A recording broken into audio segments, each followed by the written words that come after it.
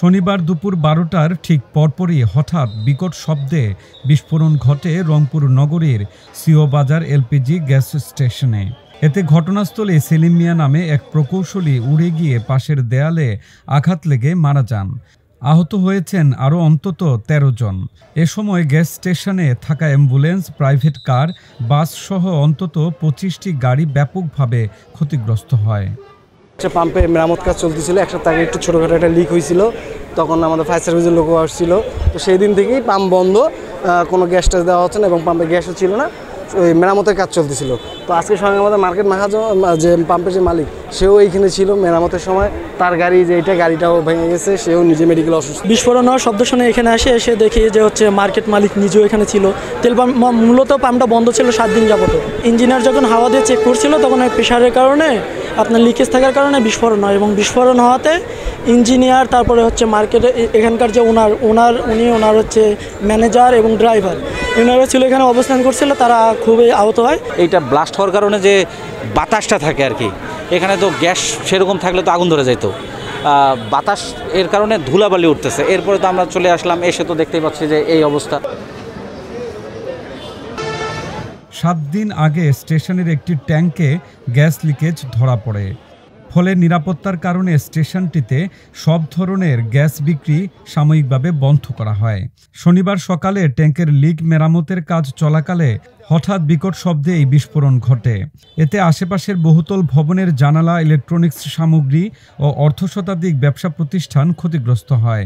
আমার পুরো 3 তলা বিল্ডিং সব আমার বাস্ট হয়ে গেছে। আমার ছেলে অল্পর জন্য বাঁচি গেছে। আমার ছেলে দরজার ঘরের বাইরে থাকলে আমার ছেলেকে উড়িয়ে নিয়ে যাইতো। আমার জানলা পর্যন্ত সবকিছু, জানলা দরজা, একটা জানলা দরজা ঠিক নেই। আজকে 7 দিন আগে এই গ্যাস পাম্পের গ্যাস লিক হয়ে অনেক গ্যাস বের হয়ে গেছে। রাত 1টার সময় আমরা সবাই বাসা থেকে বের হয়ে গেছি। 1টা থেকে ভোর 5টা পর্যন্ত আমরা বাসার বাইরে। গ্যাসের জন্য আমরা এখানেটা যদি কেউ আগুন ধরায় সেই ভয়ে, গ্যাসের একটা অক্সিজেনের অভাবে আমরা বাইরে ছিলাম, বাসা থেকে অনেক দূরে চলে গেছিলাম। এই বাসার জানমাল সব ছেড়ে সেখানেও আমাদের বাসার একটা ক্ষয়ক্ষতি হয়েছে।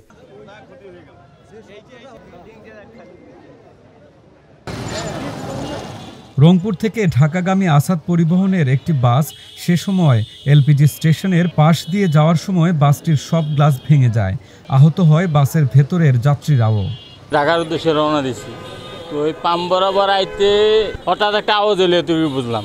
আওয়াজটা কিসে হইলো এটা আর কয়ে পারেন না। খালি দেখলাম যে আমার গ্লাস ঠাস ঠাস করে খালি বোমের মতো খালি ফুটতে আছে। আমার 2-3 যাত্রী, এক যাত্রী মহিলা যাত্রী পাও কাটছে আর 2 যাত্রীর আপনার হলো মাথা কাটছে।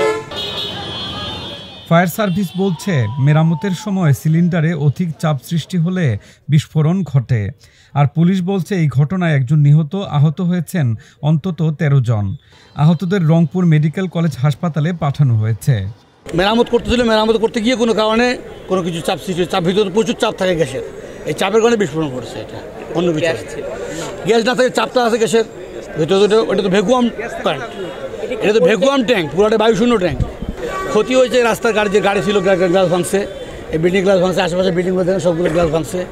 অনেক দূর পর্যন্ত ওই সব পিছনে বিল্ডিংগুলো টিন রুট ভেঙে গেছে। গ্যাস সিলিন্ডারে তার হাওয়া প্রবেশ করার সময় এখানে বিস্ফোরণ ঘটে। এই বিস্ফোরণের কারণে সেন্টারের ক্যাম্পাসে যেসব গাড়িগুলো পার্কিং করা ছিল, এখানে যেসব লোকজন ছিল, গাড়িগুলো ক্ষতিগ্রস্ত হয়, স্থাপনা ক্ষতিগ্রস্ত হয় এবং কিছু লোকজন আহত হয়। এখনও মারা গেছে, এখনও এই পর্যন্ত আমরা একজন মারা গেছে সংবাদ জানতে পেরেছি, তবে ওখানে আমরা লোক পাঠিয়েছি, আমরা এখন নিশ্চিত হতে পারিনি। এই ঘটনায় অতিরিক্ত জেলা প্রশাসক পরিমল কুমার সরকারকে প্রধান করে 5 সদস্যের একটি তদন্ত কমিটি গঠন করেছে জেলা প্রশাসন।